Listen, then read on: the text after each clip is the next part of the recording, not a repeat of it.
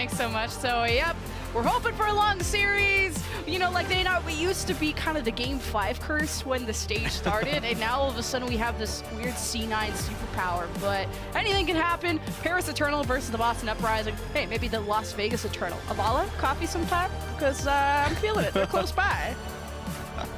Yeah, just a brief invite to Nevada there from Lemon. Both of these teams, Lemon, are on the uptick right now. It was less of an inspiring beginning to our 5th season here in 2022 for both the Eternal and the Uprising. But Uprising, actually both of these teams are kind of iterated by somewhat culling their rosters a little bit. Like Marvel and Striker have moved on from a Boston Uprising. We kind of looked to those guys as being the superstars of this roster at the beginning of the year, but honestly, Boston look a little bit better without them, and Marvel's looking pretty good over on the Valiant as well. On the other side of Eternal, we've lost Glister and Naga, and we instead have WoW and Dove. So let's have a look at that starting roster.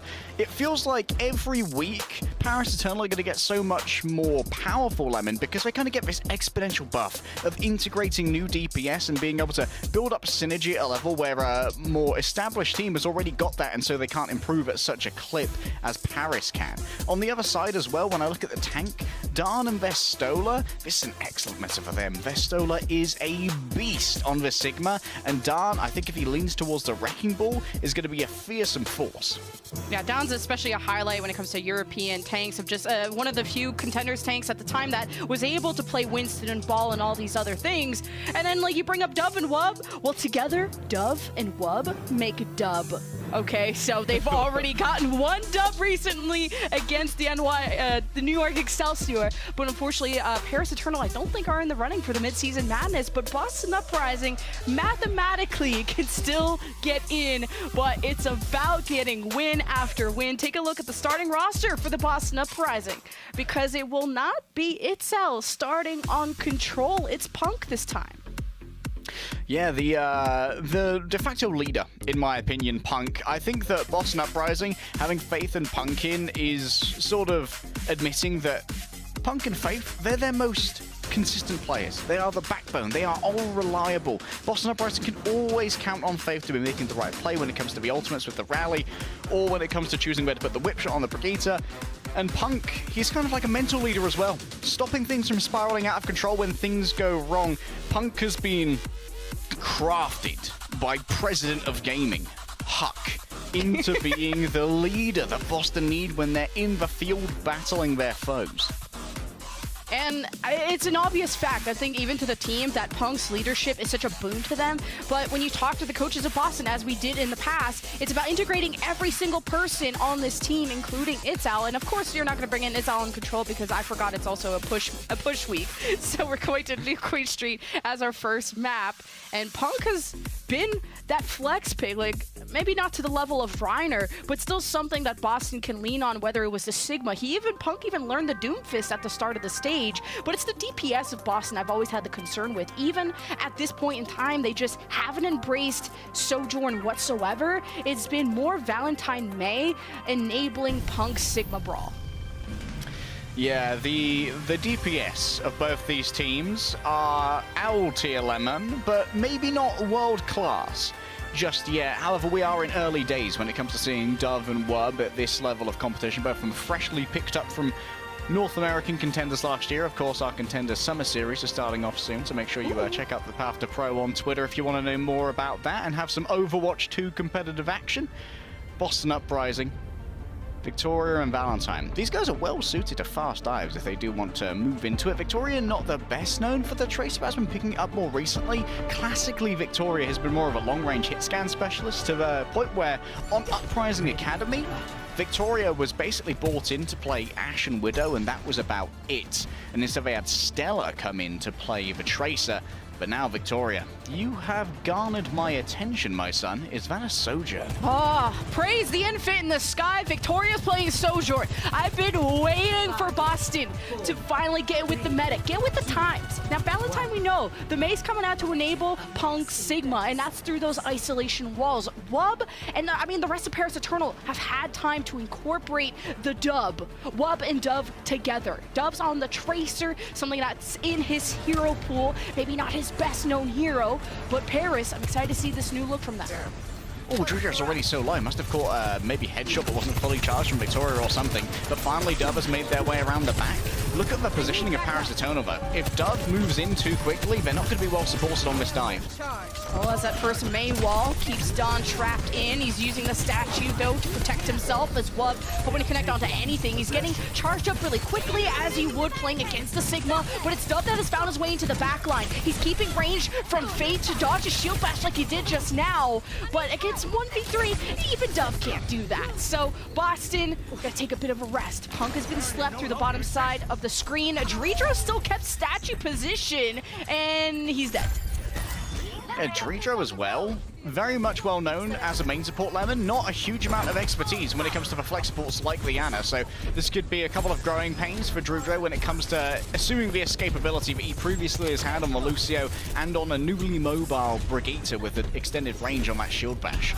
You're just seeing the difference that the Valentine May has already made for Boston's push, how aggressive they can be. Because if, you know, Punk doesn't have Matrix, doesn't have a shield, you gotta have a defensive Maywall. You can use that offensively or defensively. Boston taking shelter, though, in the pack room.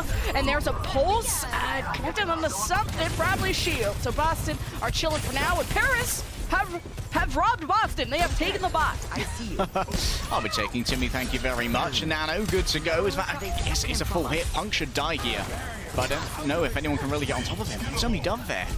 Unfortunate here, and there's Dove getting picked off on the exit by Victoria, and honestly, Lemon at the moment, Wub is not doing as well as I would think on the Sojourn, considering that he can charge up the railgun much more easily off of Punk's shield. That's just going to be a straight mechanics thing for the Sojourn. Not going to use the jump too aggressively here. It's up to Don to start that engage. Speaking of which, he's been nanoed by Dredro. Paris Eternal making the space, forcing Boston to the tiny room, as Don has already got a stun on the Crimson and Fate, forcing out the rally from the Fate man himself. Now Wub, he's got the overclock. He sneaks to the left side, but he locks eyes with Valentine, who slows him and forces him back. So Wub didn't really spark any inspiration from Paris Eternal, but it did spark out a Transcendence from Crimson. Paris are going to match it back with their own Transcendence. So we're left with a stalemate of a 4-on-4 on the barricade, where Punk has a gravitic flood, so if Boston want to keep investing, they can. One of the most ult-heavy fights we've seen in a while, and despite Paris Eternal's major investment of 4 ultimates, they still can't stop the acquisition of the checkpoint here for Boston Uprising. And it feels like at the moment, Paris Eternal are a little bit toothless when it comes to being able to move past what they are garnering. Things like biotic grenades. Punk finally dies, but we need to see greater follow-up on the setups that the supports are giving. We've kind of seen like Atlanta Reign's approach to Doomfist and how good it is at bullying Sigma teams. I specifically remember the Atlanta Reign Dallas Fuel match where just, wow, Hawk just destroys Sigma players. And I think Don is starting to do the same thing. Once he gets aggressive and isolates Punk, it's going to be hard for him. But you got a lot of healing with Faith by your side, and apparently you got the range. You got the damage. Boston with the first pick, a 58-meter hold so far, too, is good for Boston. See statue control for both teams. Don misses his first punch. Gravitic Flux to catch Don, and a great May wall to assure of that kill. Boston are ahead in the fight again. Dove took a risk at the beginning of that fight to try and get the last percentage point towards the pulse from. Now it's ready to go, Lemon. Onto Faith would be ideal, but I don't think... Oh, wait, Crimson just rolls onto it. Oh, no. That's not very Canadian of you. Yeah, you can kick a lot of things away, just unfortunately not a pulse bomb. It would be hilarious. It's a puck, Lemon. It's a puck. I'm going in. It's my homeland, but Paris Eternal, I mean, only have a 1 meter finally with this fight win because of Dove. You force Boston back, so we're getting some meterage here for Paris. And Don, how do you try and make this engagement work? You are so easily warded off by Valentine, but you've got to use your punch to engage and your seismic slam to get out, which is kind of inverse to the usual engage. Oh, Don, he got rocked and socked. He's got nanoed, and he's got barely any friends, but at least he got healed up, so I guess someone likes him. Wub now has the overclock. He's got top control, but he got overwhelmed, and a good rally from Fate keeps himself and his team up. Victoria's going to benefit from that overhealth, and just the resource balance all favors Boston. And with this fight win, they'll get Timmy back to the barricade, and Boston can extend this lead even more. There's only one CC on the Boston Uprising. That's via Creation, and Punk is hitting it reliably on Dan to shut down these engages. Shutting down a punch that would have put Punk well into enemy territory. At least Victoria is taken out early here to try and stop the momentum. This is a dominant high ground position, and Wub, you know, Sojourn is something he's going to be learning, but at least Hanzo can be that budget Sojourn. It's going to be more of a shield break to see if you can force Boston back just based off of that. Maybe something to deal with the Mei walls a bit easier, but Dove has stuck it to the back. There's no support for Boston. Crimzo didn't even have time to use Transcendence, and I bet he would have, because that momentum push for Boston would have been so important. The wraparound finally works. There was a huge distraction generated by Wub on that Hanzo, and so Boston Uprising could be crunched in from two separate angles, and that allowed for Dan and Dove to finally dive together and find a vulnerable target. However, still a huge surplus of distance that Paris Eternal have to make up here, and they don't really have much more than the Transcendence to deal with the Gravitic Flux. Dawn got walled off by Valentine, and you're continuing to see the value of the Mei, and the value of mechanics. Having mechanics in Overwatch is so important, by the way. Boston, well, it's a 4-on-4, and they got Blizzard advantage. Valentine is maybe going to go into this backline. He can cut Paris's route of exit off, but not really needing to, because somehow Wub is still hanging around. Dan presents himself, and Paris are going to re-engage. The Nano goes to Don, and he's already bullied Punk away. And Valentine thought he was safe. He thought he was hidden. He could have engaged with the Blizzard, but he's quickly shut down. That was a really good fight for Paris. Drew still alive as well, and with that Transcendence Force, that means Wub can get a lot more done when it comes to this Dragon Strike, but Victoria's already got rid of Wub. Oh, the double punch. Me likey. Don doesn't like being dead, though, so unlucky. That's what happens when 3-4 people look at you, but that's the focus by the Boston have. They're going to even go for more. Valentine just continues to Maywall people off, and 67 meters to 52. Paris have made this close, with Boston are back in the driver's seat. I think Dan overplayed his hand there, assuming he was going to get the Meteor Strike. Was 10% away, but a good amount of damage was mitigated by Faith just being able to tank a good amount of it. Now Wub needs to try and find an opening pick. For Wub, it's been a pretty weak performance when it comes to opening frags. Hasn't been much of an entry fragger for his team, but maybe can make the difference when it comes to the Dragon Strike. Oh, the Dragon Strike. This will flush out the rats, but didn't find the perfect angle. You split Valentine out from the support. It's not a big deal. Nothing that Paris Eternal could capitalize on at that moment. Gravitic Flux just to force out the Transcendence. Khan is fine. This will spark the re-engage of Paris, and Don's getting real aggressive. They've trapped Boston in the room. It's a 3-man ante from Dreedro, and the Maywall from Valentine just closes one of the doorways. But this is just it. Paris Eternal have come to tango.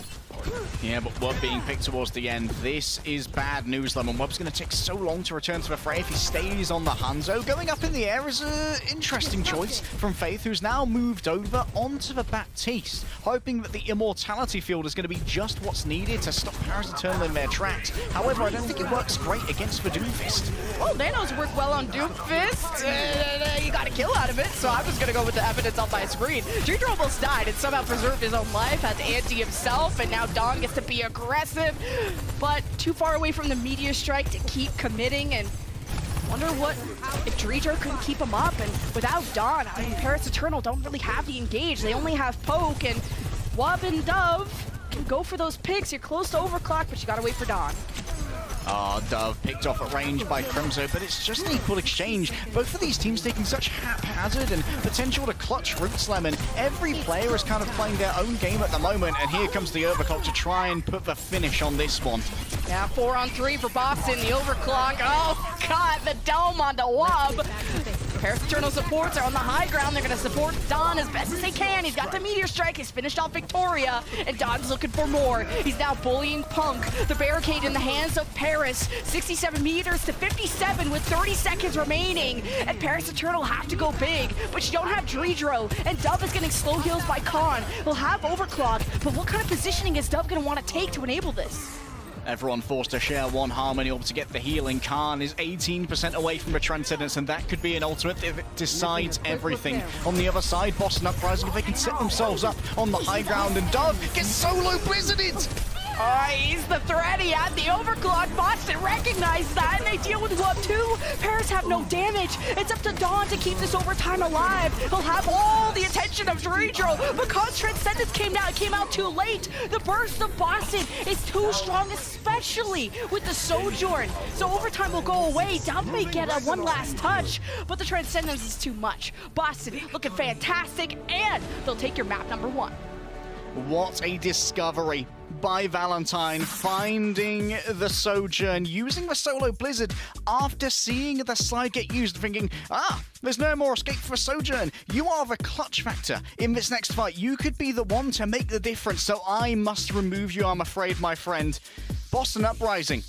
There were concerns on the desk that if they didn't work together, they could get rolled over by this renewed Paris Eternal, but Boston Uprising seem to have finally been able to stir the sauce the right way and mix together into a coherent team that are covering each other's backs, Lemon. Yeah, and shooting people in the back. I mean, that was a fantastic Sojourn by Boston and Paris. At least they made the swaps when they knew they weren't comfortable, but the Dragon Strike, not enough for Paris. But after this break, we'll find out what else Paris got up their sleeve.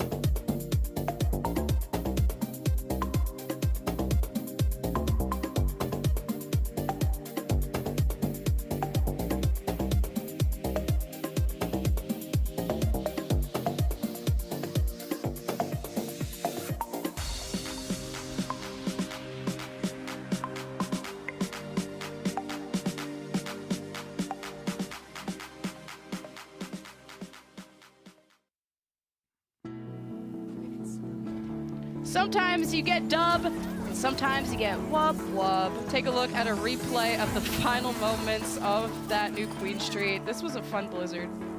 Yeah, look at Valentine also getting it in the doorway to make sure there was maximum coverage there as well. Even if he managed to slide and jump out the doorway, still would have been taking those ticks. Here are the stats of Valentine, but I think the most important thing that Valentine did, which can't be measured that much numerically, Lemon, is actually mess with how Darn was engaging on Doomfist, which is that Darn was continuously using the Seismic Slam as an engage to get the slow on multiple people and to get everyone damaged up, of course, but it also means that Darn's escapability is the incredibly horizontal rocket punch, and that can easily be held back by the wall as well, and it also means that Dredro couldn't heal up Darn through that wall when he made these engagements. Valentine really messed with how Darn wanted to play the Doomfist, and I think that may have been a big difference in being able to kill Darn early. Yeah, it just seems like May's the ultimate counter to Doomfist right now, and a great discovery by Boston. We have some substitutions, only one. MCD coming in for Faith, and we'll be matching up with Crimzo for our next map of Gibraltar. Yeah, so we're going to be expecting likely here probably a BAPS Zen alongside the Punk Sigma, just to provide a little bit more in terms of longevity and long-range poke as well, so that Crimzo and MCD can really exercise those aim muscles to try and make sure Paris Eternal get out-poked. And this is one of the ways in which Boston Uprising can really flex their roster over Paris Eternal, who keep having Dredro in. And while Dredro is by no means a slouch on the support, he's definitely more of a main support player. Really good on the Brig, really good on the Mercy and the Lucio, but not overly inspiring on the Ana thus far, just considering the kind of caliber of Anas that we have in this league. We've got people like Shu, we've got Izuyaki. You might need to put Dredro onto the Brigitte, and on the defense here, that seems to be what Paris Eternal is leaning into. Yeah, just a Brig Zen. I love Brigittas these days, especially you saw the impact that it had of just pushing Dove away when Boston were utilizing it last map. At least for Gibraltar, I think this will favor Paris's interpretation of this meta with the Doomfist, with the Hanzo, which didn't work out on New Queen Street, but Wub will be able to have the verticality of jumping up. Dawn's presence on the high ground may overwhelm Punk, which we were expecting Sigma from him, but it's a Doom v Doom matchup with some differences on the DPS. Yeah, some differences indeed. Playing more of the sort of like Texas-inspired Genji here as well, and double long-range DPS from Paris Eternal was going to mean that crossfires are easy to establish and limit the positions that MCD can exist. He's actually opted into the Ana over the Baptiste here, and I think that's really good because it's going to be so hard to try and heal up a Doomfist, a Genji, and a Widowmaker with a Baptiste and these unreliable nades. And I think the Sonic Arrow is just so underrated. Just having intel on where the opposing sniper is so important. You constantly want to be calling that out, and Wub has information just almost all the time of where Victoria or even Valentine may be, because Valentine's going to be a clear danger. Hanzo doesn't have a ton of mobility, only one jump back, and Dredro, you see he's on babysitting duty to keep Wub safe, and then Dove gets to dive once Boston are out of cooldown. So a good disengage from Paris in that moment. One thing that maybe we've forgotten too easily about Paris Eternal is that Khan frags, man. Khan hits these orbs all the time. And that's going to mean that Boston Uprising, if they don't get opening picks of Victoria or a Crimzo charge shot, they are going to be having to deal with a huge amount of damage. Dove has already swapped over from a Sojourn onto a Tracer to play more of a counter dive, chase, and objective interception kind of role. Oh, Victoria has the high ground. You see that he has to be so careful with how he pushes up, especially with Dove having his number. Dove is still in the back line, but finally has to go away. But he's been slept. He walked up the stairs into MCD, gets pinched off, and so did Wub. So Boston get to take this fight and move on up. Those pings, bloody useful, Lemon. Dredro surrounded, should not survive here long, but at least Paris Eternal are all dying on the cart together, so they get pretty similar respawns and keep that cart at bay. This is going to allow for a chance to re-engage, a chance for yet another fight here on Gibraltar A, and Wub can open up some space on the cart using the Dragon Strike if he so desires. Just needs to hit one more arrow. That'll do. Oh, that'll do, Pig. That'll do. It's more about splitting up positioning when it's for the Dragon Strike, because it's not like the old days where you have the Graviton Surge, and there it is. It'll trap Punk in this fight. He has a meteor strike, but Boston just needed to stay on cards. So Paris, they fumble that, and Boston will cap A. Yeah, Wub may have learned how to train his dragon, but he hasn't trained it to contest for Car yet. Some great spacing generated by Punk, punching people away to make sure that the more vulnerable members of Paris had to take that now. Look at this, Paris Eternal swapping over to a Genji. The speed of this dive is going to be very difficult to deal with for Boston Uprising. The fact is, they already have their counter dive tools in the Nano Boost and in the Transcendence. Oh, two-man anti-Wub is 1 HP, and Boston think that this is the window of opportunity. They've nanoed Punk. He has a Meteor Strike. He has the get-out-of-jail-free card, or maybe she's going to go after the supports again. And just a Meteor Strike hovering over Dredro scared the heck out of him. He rallies over. He's been antied, and Don didn't get enough support in that moment either, so Boston are doing a great job so far. Valentine has killed 2, and Khan is going to want to save that Transcendence for the next fight if there's even a recontest. All right, hats off to Mr. Gilchrist. He just got one hell of a Doom diff against Darn. Even able to dodge a Seismic Slam with the Meteor Strike and deal more damage. Boston Uprising have 4.5 minutes, Lemon. 4.5! For Gibraltar Point C, this is unbelievable momentum, and Paris at lost. They've changed their comp so many times. Yeah, like, at least for this map, you don't need to play Sojourn. If in fact a lot more people are playing Widow and Genji. You saw it in the last series, how important that high ground presence is. And just Valentine being on top of ship, he can dive into the backline, and Paris Eternal are getting hit by antis by MCD too, who just got subbed in, and he's already popping off. Yeah, the double flex support from Boston Uprising. 2 flex specialists, and they are paying dividends. Crimzo's doing so much damage, and MCD is setting up these kills. Darn finally might have a charged fist, but no. Boston are giving nothing over for free. Dove needs to hit a stick here, but he's already been discovered and discorded. The blade from Valentine.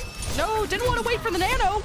It's more of a zoning blade. It's a living blade, so there's a silver lining there. Paris Eternal going to take a forward position, especially with Crimzo gone, and you see that Boston are just going to clear and split the seas. Paris Eternal aren't going to be too aggro off of that.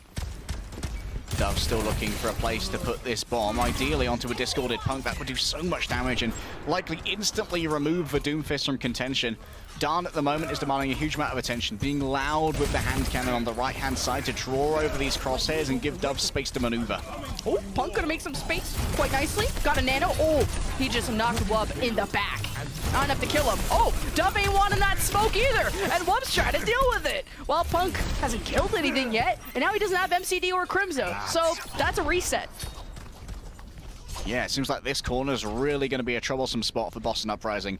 They don't really have the sieging power to take advantage of the high ground. If Victoria has to grapple up there, Punk has to join them. That's going to expose Crimzo and MCD to counter dives. Meteor Strike from Punk, half HP, gonna go in front of Don, who gets knocked. Punk, oh, he drops a 50 HP, and there's a fall from Paris. They got the rally from Dredro. They're looking for more kills. Oh, Valentine was still swipeable. Wub didn't, I guess wasn't in range, but Don's still isolated. Victoria, who was just playing all the way in the bag of spots. So Boston, another reset for him. This is all kind of a butterfly effect from Boston Uprising. Oh no, they're going to try and mirror it. Okay, interesting, but it's all a butterfly effect element from Boston not actually opting into using the Nano Blade. They needed a powerful ult combo to get around this corner. Now they're stuck in the weeds, and they're trying to one-to-one mirror it. It's going to take almost like your whole time bank just to get around this corner, because Paris Eternal are both at the left side of the card and in this position where Wub is.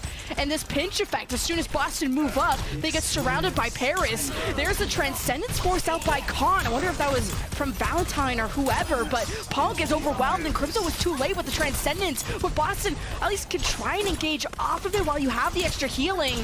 But Valentine's not feeling too confident, and now MCD's getting pulsed. So Boston are now left with barely any time left, only a minute and a half. And there's bad news even more so, Lemon. Crimzo, late with a Transcendence, couldn't save Punk, and now can't save the team from the Blade of Wub. There's not going to be a nano behind it. But if he can follow the Discord of Khan, it may not matter. Khan needs to be exploited when he takes larger peaks to try and deliver these Discord orbs to keep Wub in the fight.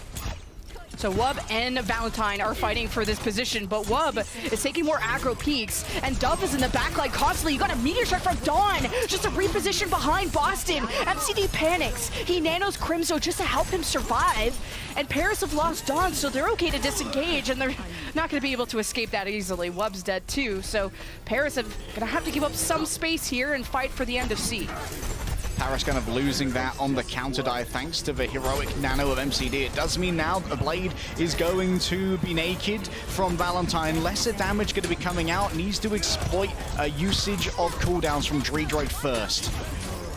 Shield your eyes, everyone. Naked blade coming.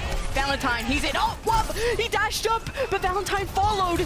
He knows that Wub has the blade too, but wasn't able to finish that kill. So Valentine's blade gets no value. Wub acting as a fantastic distraction, and Wub is still a threat. He's still behind them with blade, but it's countered by the transcendence of Crimzo. Punk has the meteor strike. He's going after the backline. He lands, and Victoria helps. Boston have all the kills they need, and Dove is making a small mark in the backline, but I'm not sure it's enough to stop Boston. This is overtime and last fight. Respawn advantage activated. It's a 3-on-3. And Boston are losing all the wind in their sails.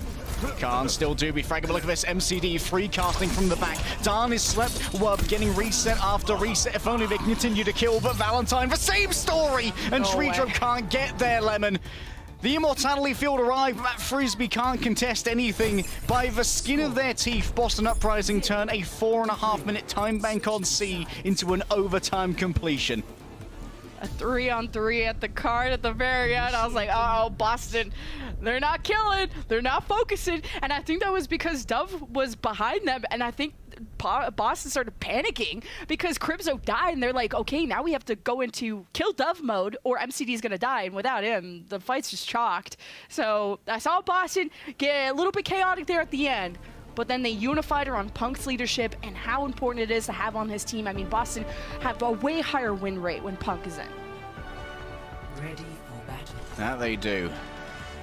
And of course, it's we know him as more of like a diving specialist, mostly the Winston, but the Wrecking Ball, of course, is also in the repertoire. And while Winston is sort of like re-emerging in some cases, like we saw both Florida and Shock use it today, it just generally is not seeing as much usage of the Doom Fist. Reflect. And of course, MCD stayed alive this entire time. MCD being able to freely heal in the back kept Punk and Valentine alive for so long, and it was imperative that that be the case. MCD was the hero there for MCD, even if it was Valentine who was popping off in the kill feed and hitting the dashes that he needed to. Just good recognition, too, of Valentine going after Wub. Didn't kill him, and here's the Roadhog just to hook anyone who would ego check that bridge. And now Paris will swap off of it, of course, because ain't no one want to see that again. Paris are on top of the bridge now. Have a look at Drader's position. Oh, he actually drops down. The question here is, what's Dove's role in this? Dove needs to be able to access the high ground, and that can take a significant amount of time with the Tracer. Compared to the Doom and the Genji, you can simply leap up there. So Dove needs to be set up, or at least be confined to car. Oh, no way! I thought that dive was so sick from Dawn, and then he got slept. And Crimzo frags both? Like, Paris had this sick setup, and they were talking to each other, and they came from different angles, and somehow Boston didn't die from that. That's insane. MCD and Crimzo helping each other out, playing like a team. It's what the desk wanted to see. A Boston Uprising that weren't just relying on their own skills, but relying on each other as teammates. And finally, that might be the Boston Uprising that was promised and is being delivered. Paris Eternal breaking into this is going to be difficult, and Dan has moved into a Again! Okay, at least you killed Crimzo, because finally Valentine got involved, but this is an MC diff. I just gotta say, Boston are doing so well at peeling against his Doomfist dive. And the sleeps hitting every time, sending Dan onto his back and making sure he does not get up. Paris Eternal, I don't know how they can better make these dives work. Maybe have Wub go in first with the reflex to try and force out the sleep instead of having Dan tank everything on the entry. Paris have to go together. Don can't be catching all that smoke and all that attention. Maybe a Nano will help out next time. Khan will have that ready right and quick. Dove at least stops that. Pull spot. That's a pick or two for Paris. Equal. Punk doing a lot of damage. Re-engages the meter strike. Dawn waits for the perfect moment to stun him up. Punk's back on the cart. You have Victoria in the back picking away with the Infrasight too. Knows where everyone is with the Paris Eternal, who just barely have any heals left. Wub is 1 HP. He's got the Discord on bottom. And now they're just waiting for their turn for the mini pack, which I don't even know if Drijo stole by accident. And Boston, they will stabilize. Incoming. No British people in this lobby, yet we're still queuing for the health pack. Valentine chased out here. This could be an opening for Paris, but Dan's so low. He's 1 HP. This is rough. Paris are, I mean, it's great focus from Boston, but I'm wondering, is just Wub and Dove and Dawn not connecting together? Because it feels like Dawn is just getting bursted. Yeah, every time Dawn turns up, it's a sleep, it's an anti, it's a finish with the Discord from Crimzo. They just focus on Dawn first and then clean up the Dregs afterwards. Finally, a Nano Blade is available. Wub's already dead. Back to the drawing board once more, Lemon. I do not want to see that Nano used until Wub is alive, please. Unless they think Dawn has a good jump, but Boston are not even going to play blue boxes. They're going to just play at the back of their point. 1 minute left, Paris Eternal, or Boston are going to go to series point. Now Wub's back in the picture. High ground control for Paris. Cart presence by Dawn. Remember, he has a Meteor Strike. It could be a little wacky if he wants to. And Paris lacking the initiative, finally making space in the back. The Nano's given to Dawn instead of Wub.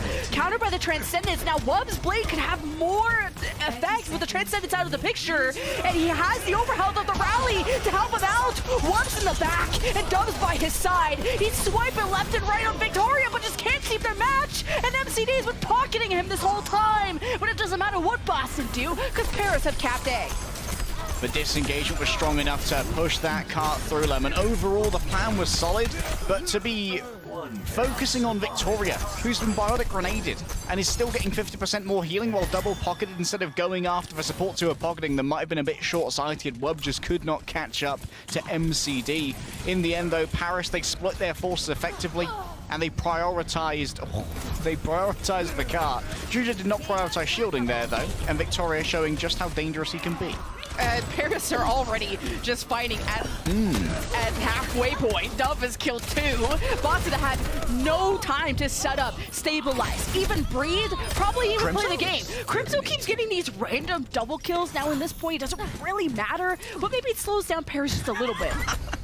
Crimzo with the question mark in the chat, kills both for DPS, and that's critical, Lemon, because it means that now there's going to be less to keep Boston Uprising from re-entering this spot. It's mostly going to be down to Dawn on the Doomfist to try and suppress them, and Dawn knows just how dangerous these players are, doesn't want to risk this. Victoria doesn't get too much. There's the Blade from Valentine, and he's been nanoed by MCD, and he swipes through 3 of them. And Paris Eternal giving up a fight at this point of the map could be very difficult. There's so many choke points, and we've seen a lot of teams get held up at this part of the map. Boston can win it. They can hold for the next minute 13. You're exactly right, Lemon. Paris Eternal had trouble on an easier point with easier high grounds on point A going up against a defensively prepared Boston Uprising. Crimzo has all the safety he needs in the form of a Transcendence, and Wub, of course, is going to be trying to force that out. If Dawn can get it with a Meteor Strike early, that would be ideal for Paris Eternal. That's Crimzo and MCD getting stunned up a little bit by Dawn, who's 40 HP, and he's looking for friends, and he's going to be in range of Dredro using the power block, but Dredro was getting collapsed on by Pumpkin Friends from Boston. So Paris give up another fight, but at this point, it'll probably take a Blade or just some miracle ultimate for Paris to get through this part of the map. Oh, Dove's going to have to make a big delivery. Has to get this trance out of Crimzo. Then later in the fight, Wub can get value out of the Blade. So much rests upon the shoulders of the rookie. And for Boston Uprising, we have to send Dawn in on the Wrecking Ball. Get that touch upon the cart. Yes, maybe try and fling it forward. Boston Uprising need to be aware of this, and Victoria certainly is. I'm glad Victoria's aware, because I can only deal with so many C9s today.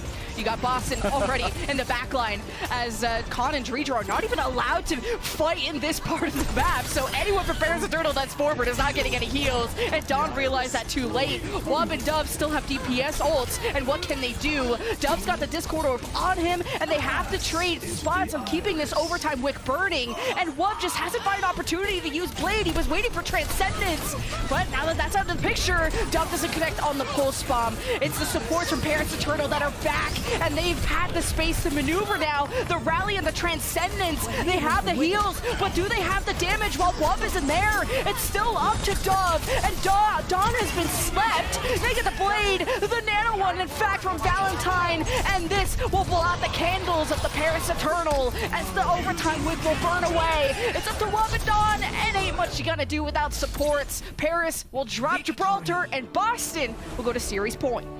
Credit to Paris, they read the game very well. Dan made a big dive onto Crimzo, but it was MCD playing the hero role again, pocketing Crimzo through that dive to make sure he did not have to expend the Transcendence. And only after that, Lemon, was the Transcendence used when Wub was antied and ready to die, knowing that he would not be able to bring the blade to bear in a relevant scenario for the rest of the overtime.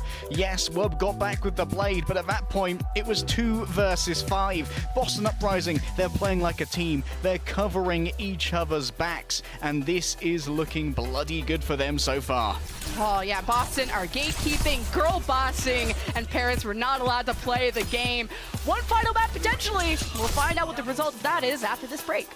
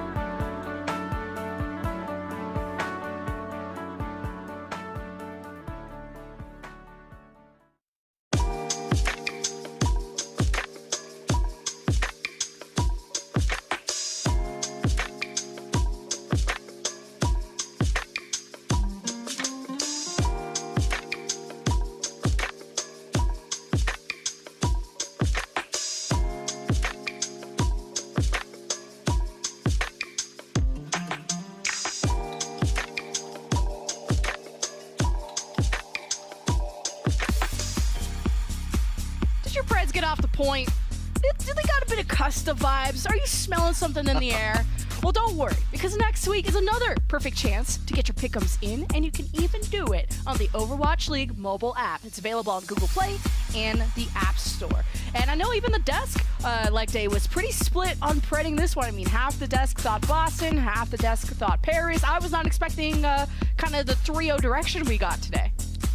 Yeah, our poor Aussie brother Custer has not had a great day on the Preds today. The solo Pred for Outlaws and the Pred for Paris, it could still be a reverse sweep, guys. All of the hope it could still be a reverse sweep. Both Custer and Johnny decided that the EU squad might have had a chance of winning this one, but Boston, they are working well together, and they are keeping Crimzo alive, which is absolutely imperative. It feels like there are just these two-man squads, and then Victoria kind of floats between them. Valentine and Punk are working together incredibly well. Crimzo and MCD are supporting each other incredibly well, and that gives Victoria the freedom to try and continuously take duels against Wub, which he is winning.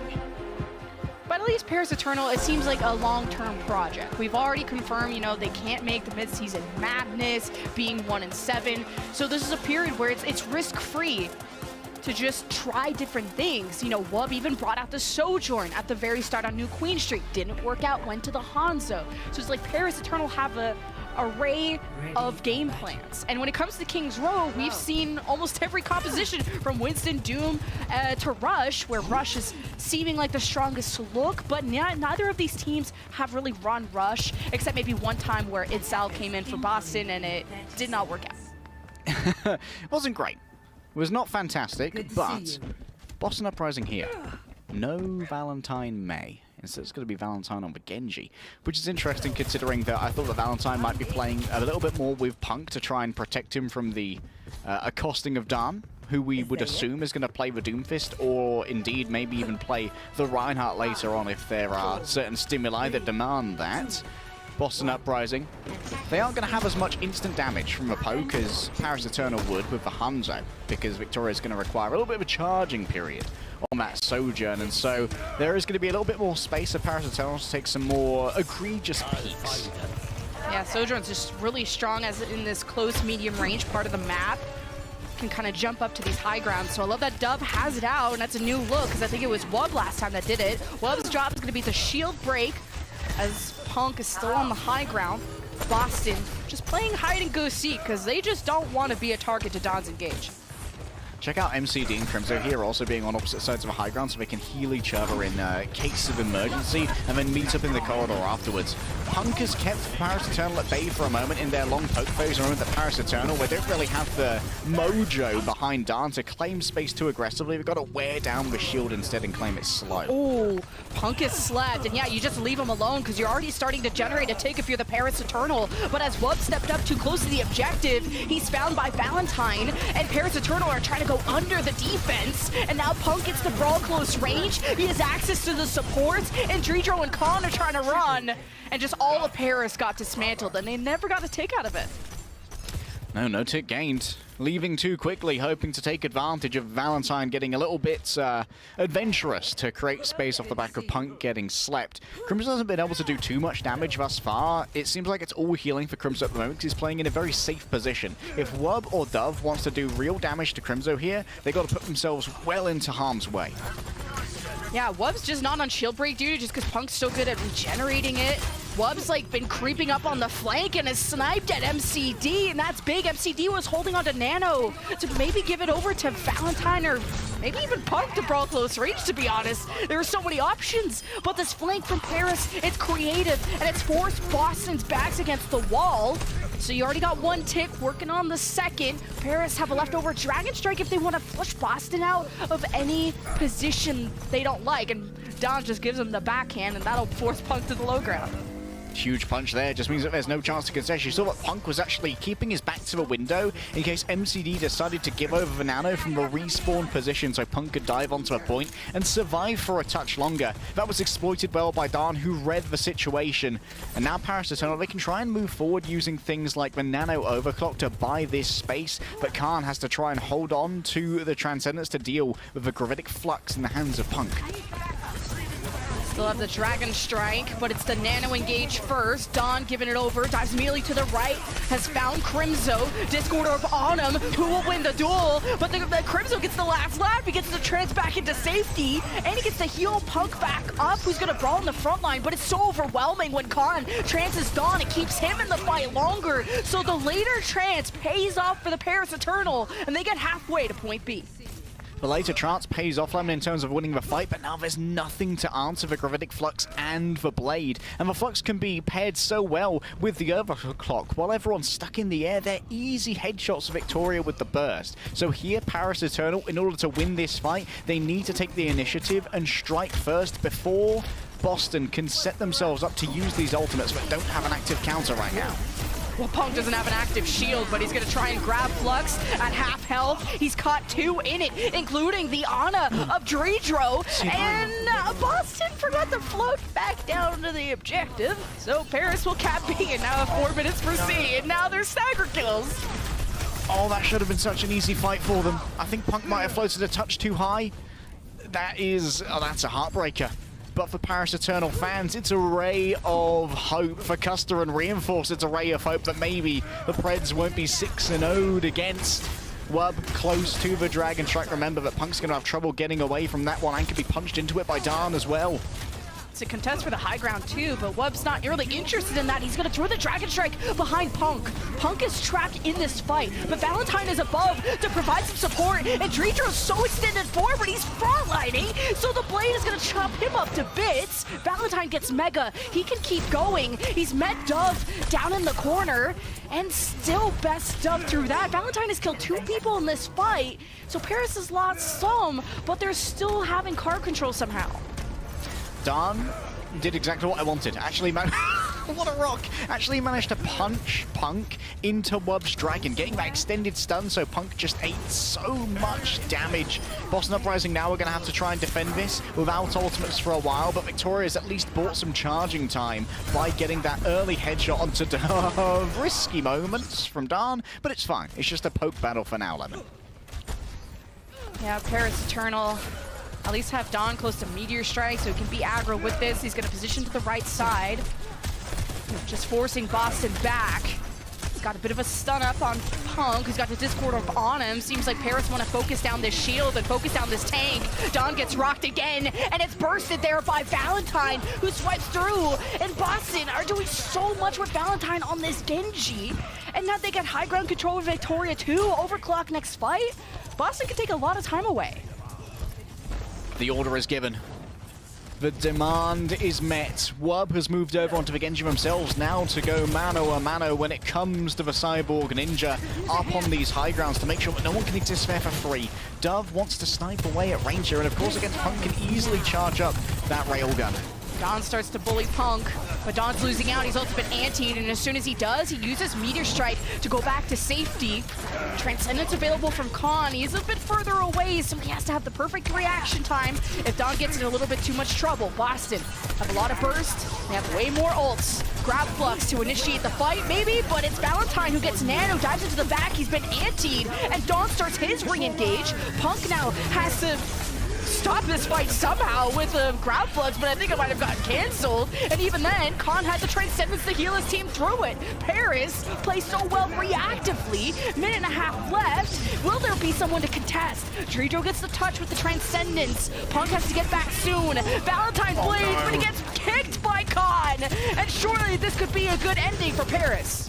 Put that blade away, son. Ain't time for this. Wub now up against Punk. There isn't too much in the way of support when it comes to those abilities, but there's plenty of healing, Lemon. And Punk did an inverse Icarus. Just flew too close to the ground in that previous fight, allowing them to get punched out of the flux.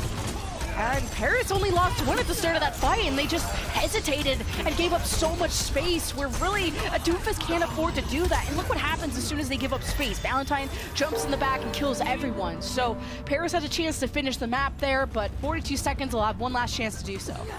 Does Punk swap is the question. No, sticking with the Doomfist now.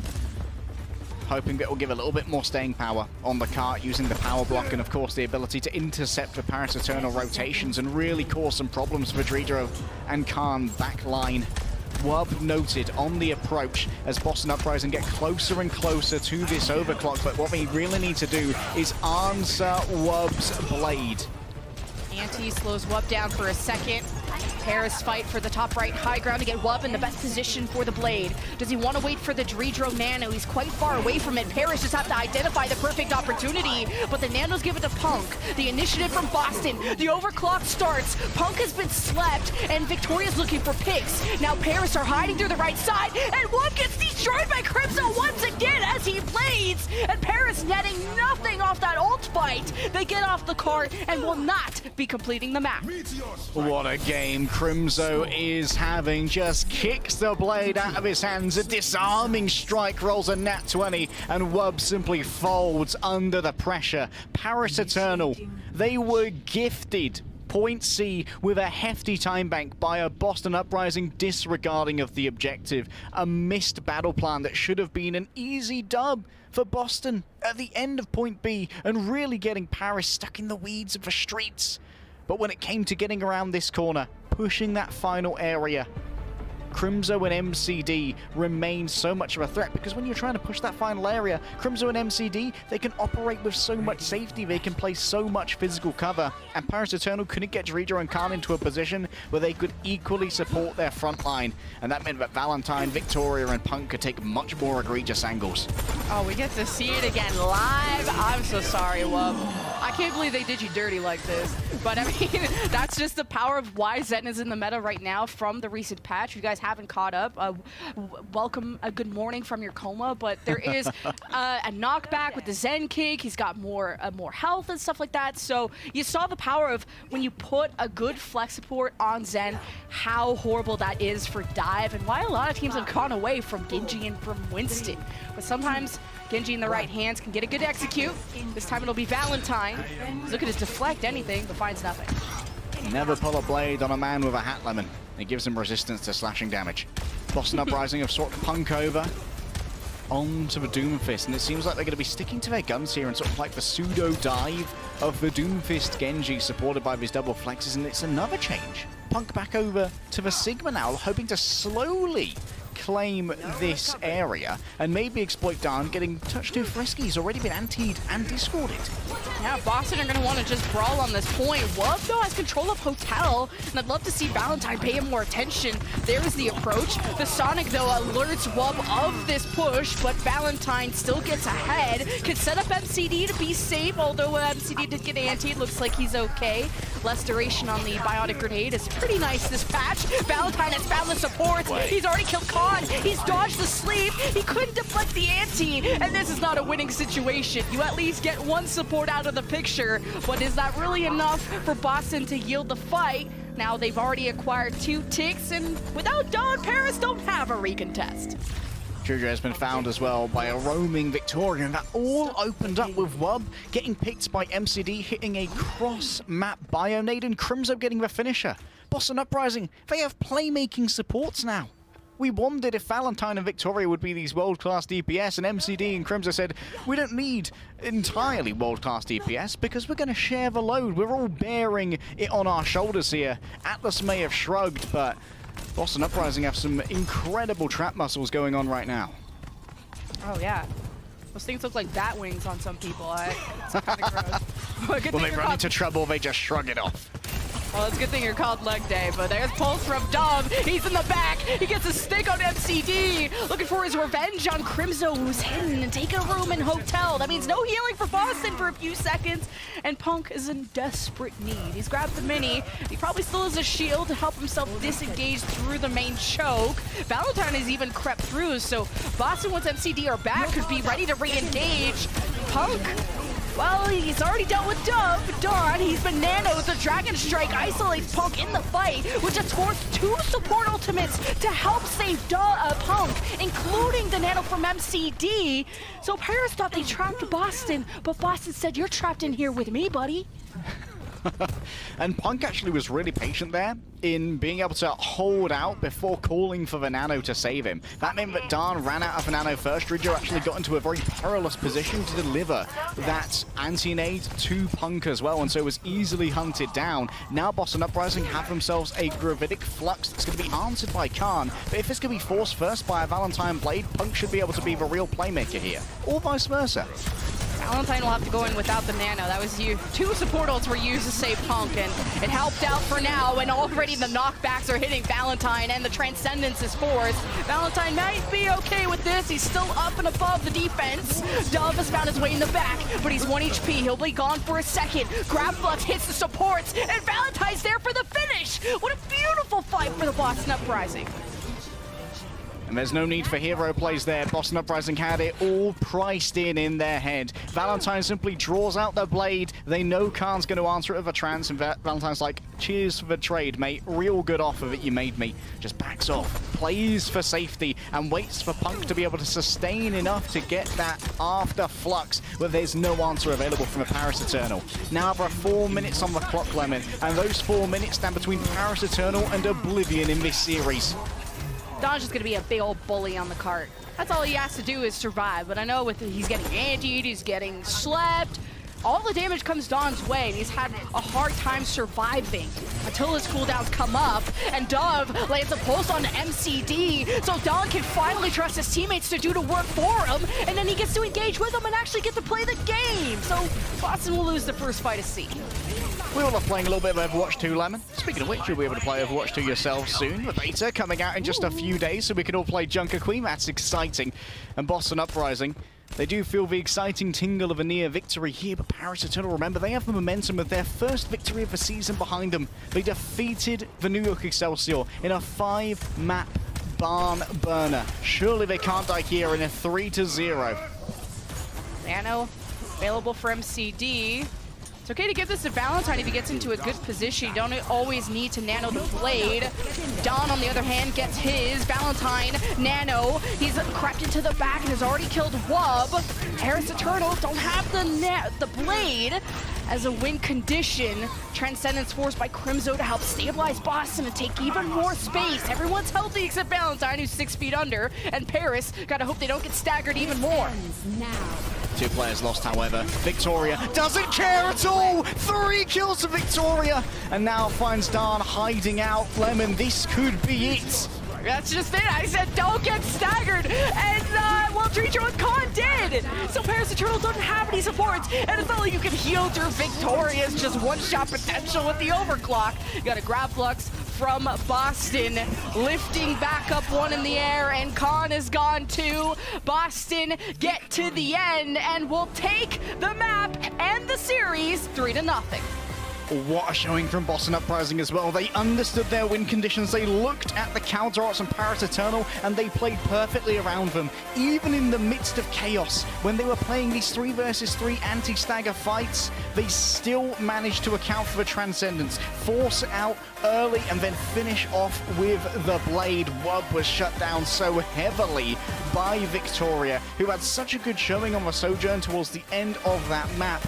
I have renewed faith in the Boston Uprising, Lemon. When it comes to double flex support, they're looking mighty clean. Me too. I have some new hopium for Boston. They had a tough schedule. Like, we're not gonna lie. They had the shock. They had a shock and the Atlanta raid, which they still managed to bring Atlanta Reign to a Game 5. So Boston not looking too shabby. Our main criticism for them was just not adopting the Sojourn. And look how much better they did look with Victoria. And then Valentine's May clearly looking like a Doomfist counter. So our player of the match, though, is not going to be a DPS. It's the man with the foot, the flex support player supreme extraordinaire elite gamer. It's Crimzo.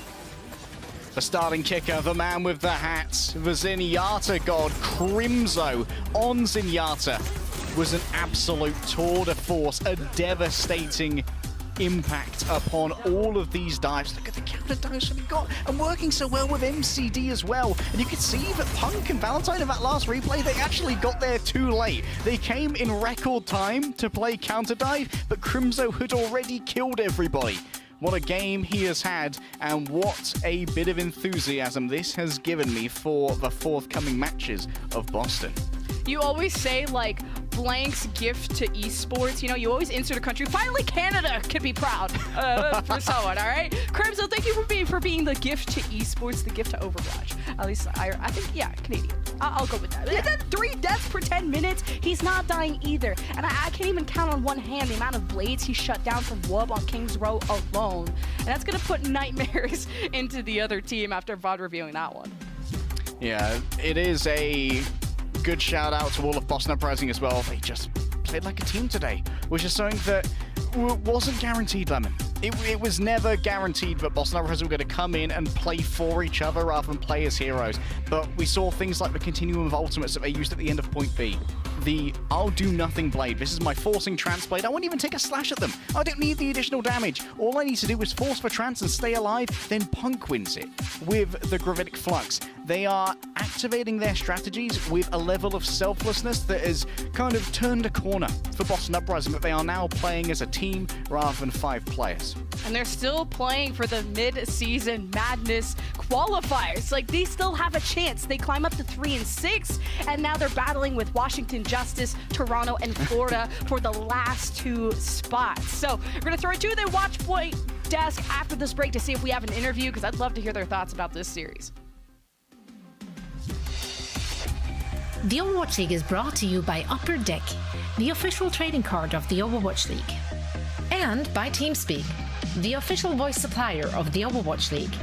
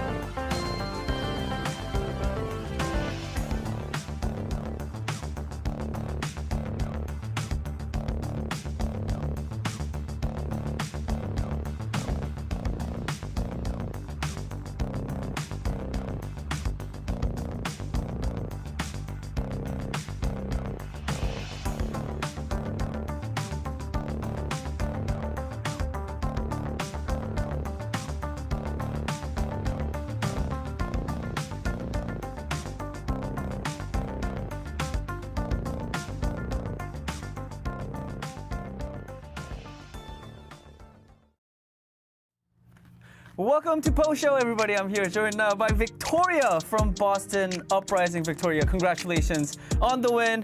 Really good to talk to you. I think this is my first time, so yeah, very excited for this. You guys had a very fast 3 Overwatch against the Paris Eternal. I just want to hear from you. How'd you guys get it done? You guys seem very dominant. I just want to hear from you what you have to say. 자, 빅토리아 선수 일단 오늘 승리 너무 축하드리면서 오늘 3대 0으로 8위를 이제 상대로 승리를 거두시게 되셨는데요. 오늘 어떻게 해서 이렇게 좀 좋은 성적을 낼 수 있으셨나요? 저희가 저번 시즌은 좀 약했던 건 인정하는데 저희가 이번 시즌은 잘 준비해서 이긴 것 같아요. 그리고 메타가 저희 쪽으로도 많이 좋아진 것 같고요. Right. I think compared to last season, I think our team itself, Boston Uprising, we were a little bit on the weaker side last season, but this season we made a lot of preparations, and I think that's why we look a lot stronger. And also, I think the current meta also helps a lot for our team as well currently. I think that's actually my second question for you, Victoria, because I wanted to ask you about this meta. Like you said, you guys are looking a lot better. I think individual players like you, Valentine, Punk, Crimzo, MCD, everyone on the team looks a lot more comfortable, and you guys are definitely showing the results. Do you feel like this current meta that we're playing in is the best meta for the Boston Uprising? 자, 두 번째 질문 방금 빅토리아 선수가 메타에 대해서 좀 살짝 말씀을 해주셨는데 쉽게 말해서 지금 굉장히 좋은 모습을 많이 보여주고 있는 것 같아요. 제가 봤을 때도 빅토리아 선수가 보시기에 지금 현 메타가 어떻게 보면은 보스턴에게 최적화된 메타라고 생각을 하시나요? 네. 현 메타가 약간 개인 기량이 중요한 메타라 가지고 저희 선수들은 다 잘해서 저희한테 어울리는 것 같아요. All right. Yes, I do believe this is a really good meta for our team, our Boston Uprising. I think right now the current meta really focuses heavily on individual picks and individual plays. So I think it really sort of suits our playstyle and how we want to carry out the game. All right, Victoria, that is it for the interview. Thank you so much for your time. And again, big congratulations on the win. 이걸로 인터뷰를 마치겠고요, 빅토리아 선수. 오늘 인터뷰해 주셔서 너무 감사드리면서 보내드리도록 하겠습니다. 감사합니다. 바이바이. 감사합니다.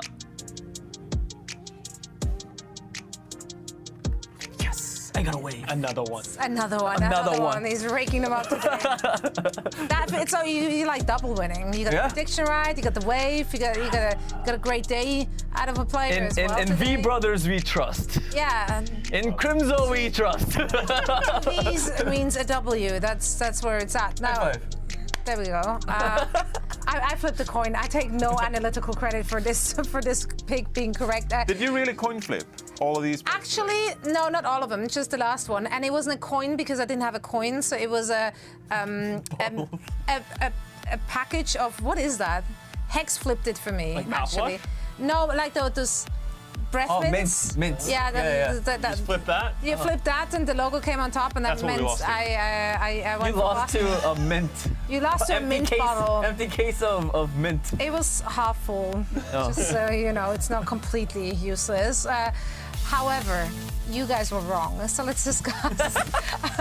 No, but in all fairness, though, I mean, Boston, just on an individual level, like those players were on it. Like there were pop-up moments from not just the DPS plays, of course, with Victoria and Valentine, but also Crimzo. I mean, he barely died. Our lovely casters discussed that already, showed that stat card, like 3 deaths in 10 minutes. Like that's basically nothing.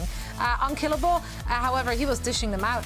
Yeah, player of the match, absolutely deservedly so. He was absolutely incredible on that Zenyatta, a hero that we know he was good at, but we need to really start talking about Crimzo more when we talk about this team and just overall flex supports in the league, because he proves time and time again he is one of the best that we have in the business, and he's pushing the Boston Uprising to wins once again.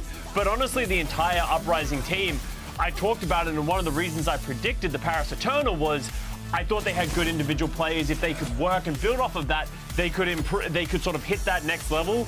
Unfortunately, it felt like the Paris Eternal went backwards a little bit, and their players didn't have that individual pop-off in the same level that the Uprising did. Everyone on this team had their moments. MCD's sleeps to protect Crimzo were incredible. Valentine and Victoria, the V brothers, as you guys said, having that flexibility, but also being able to sort of just pop off at any moment. You gotta love this team and the growth that they're making week on week. But for me, ultimately, as much as Boston Uprising improved and that was cool, my big disappointment was seeing the Paris Eternal struggle a little bit in this match. It felt like they regressed a long way from where we've seen them come in the last couple of weeks. Yeah, that is very unfortunate because, I mean, this is, if you're looking at the schedule of those teams, since those are more in the bottom of our standings, those are the matches that they need to win, right? Like, those are the W's that you really need on the board in order to get ahead in our standings. Ahalas, it was not meant to be for the Paris Eternal today. However, Boston Uprising looked very dominant. Now, if we're looking at the Paris Eternal, one thing particularly stood out to you, and that was Don reinforced. You weren't too happy with what you've seen from him. Yeah, I mean, typically the Paris Eternal, they like to flex between their different tanks. They have a Stola usually playing the Sigma, and also you have Don playing, you know, the more robust main tank heroes like Winston, Reinhardt, and Doomfist in this case. So we didn't see that tank flexing around today, and instead it was all about the down Doomfist. And if we take a look at some of the stats today, I don't think it was a particularly good performance from him. 8.6 deaths per 10 minutes. I mean, Meteor Strike kills, I don't know how much you can really emphasize on Meteor Strike kills, because like you use it as like an escape tool sometimes. 7 final blows per 10 minutes, that's all right. Overall, I feel like just reviewing Don's gameplay, just like he didn't look like one of the better Doomfists around the league.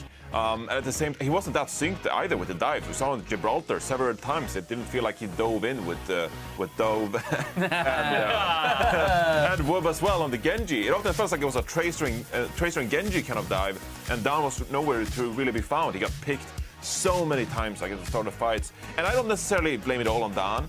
I think that this was obviously like a team decision to opt for the Doomfist a lot. And I understand why. Like, I think Vastola at times have struggled on the Sigma as well. But just reviewing the maps in this series, like you're playing King's Row. Yeah, where's Vastola? Come on, like it's King's Row. It's King's Row, right? You want to see some Sigma being played. But I don't think Don Doomfist is really what you should build around moving forward. I'd like to see Vastola back in the lineup for this team as well. And, you know, this is a tough meta for this team because just like we opened the show, Marvel can play both the Doomfist and the Sigma at a really good level. Paris Eternal, they have to pick their poison at the start of the map. Either we go like Doomfist Winston or we go Sigma with Vastola. They don't have a choice in the middle of the map. Tank flexibility is so very important in the current meta, and it just keeps on showing. Now, another thing which is very important to me personally is that we all have a good time watching Overwatch. And we get to pick and choose our absolute favorite moments, our standout moments, which usually involve a lot of players doing not so well. Yeah. I don't know why that's apparently our thing, but it is our thing, and I'm for it. But do you have a high or a low light today? Highlight. I am not making any players look bad. I am actually of course not. This was a really good play by Violet. I think at the end of Circuit Royale, he gets a 4K with that Brig. Just very clean and crisp. A lot of good whip shots. A lot of picks that really carry the team to like push it to the end, you know? Yeah, and I'm not all about people falling off cliffs and falling into pits, you know? I like good plays like this. The Brig 4. This has to be our first Brig 4K in a highlight, right? Yeah. It was a good play. Yeah, it was a good whip shot. You know, you love to see it. Just clean. Brig is an underrated hero. Like, the skill aspect of Brig is actually pretty high. She's difficult to play. Yes, when she came into the game, not so much. But where she is now, I actually think she's a really fun hero, especially in Overwatch 2.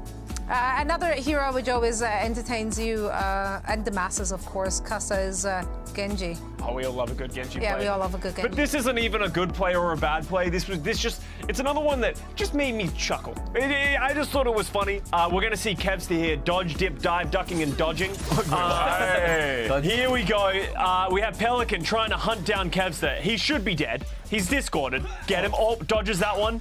Oh, just gets out of that one. Kevster goes into the car. Oh, no, dodge sideways. Oh, you can't get me. Oh, dodges up. There's another double jump. Oh, then a climb. Pelican just had no idea. His ankles are being broken right here. So now we get to get this one again from Kevster's perspective. I don't know. This is 54. It's just oh my god. That's so sick. You know, when that happened, he screeched through our entire church. He's a ninja! He is a ninja. That was crazy. No one could hit him. No, yeah, that's slippery, man. Slippery little Genji. It's yeah, it's basically a Lucio scenario right there. Hey, everyone loves a good Lucio. That's true. That's true. Well, yeah, no, that was a great best of the day. I do admit that. Jonathan, where are we going? Positive, negative, anything in between? Speaking of running through the hallways, because when I saw this, I literally just like ran out the truck. I mean, the C9s from Houston Outlaws. And, like, the first one. Someone had to. Right? Yeah, I mean the first one really just like hit me because both me and Custer were at the seat, like the edge of our seat, and we're just like, oh my god, they could actually do it. Like they got to pick on the Reiner here, they got to pick on the Polypod. Oh my god, they could do it. And then out of nowhere, touched. Oh, there's the player camps. Oh no. Even Gladiator was so His face is my favorite, and he literally couldn't believe it. And here, like, this is Dante playing with fire, and it's like, I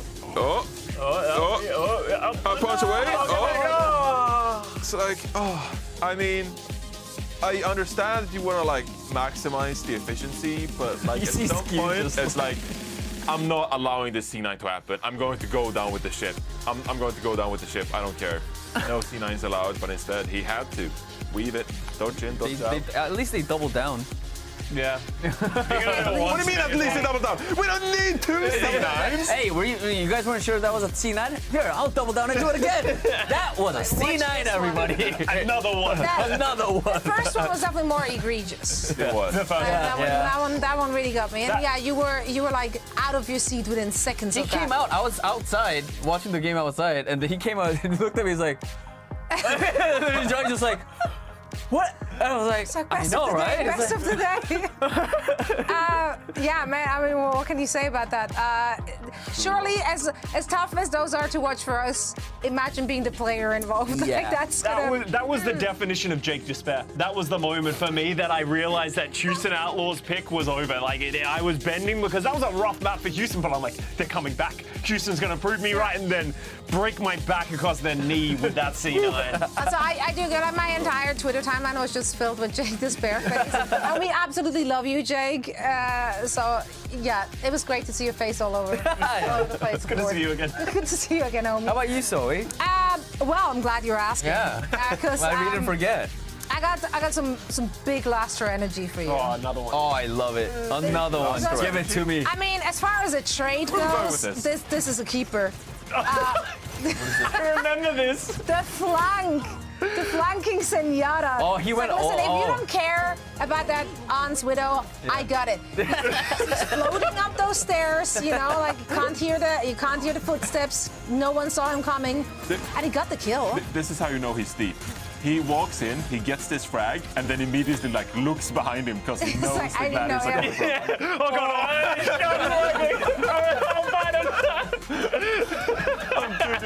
I mean, this was a suicide mission. Like I don't think he expected to come out. Yeah, and he knew. Like I'm gonna take that sacrifice for the team. But I love the energy of that. Like that's inspiring me to play Sin. Yeah. Like that? No, I don't.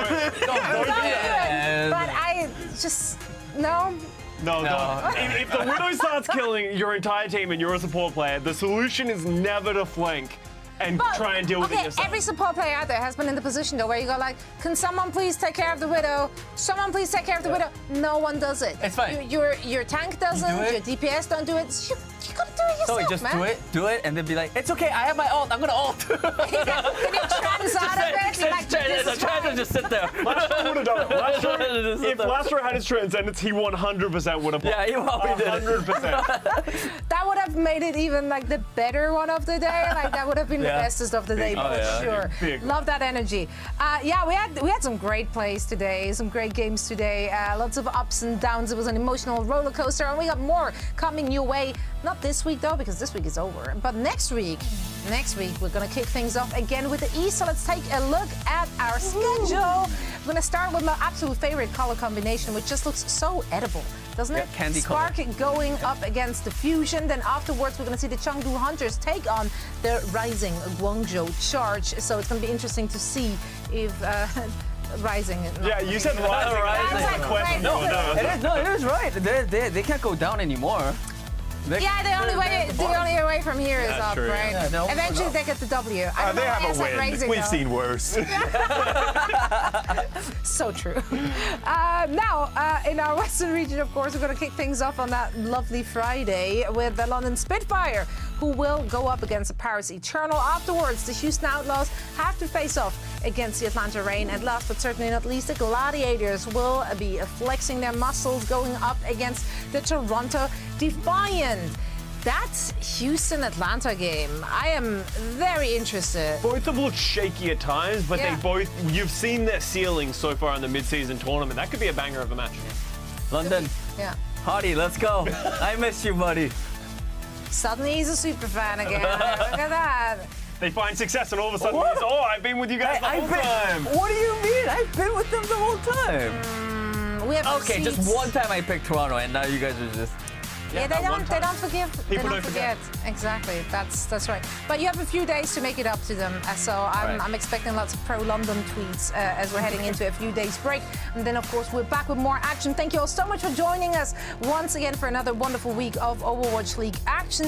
Thank you, gentlemen, so much. It's always such a joy to have every one of us in the truck.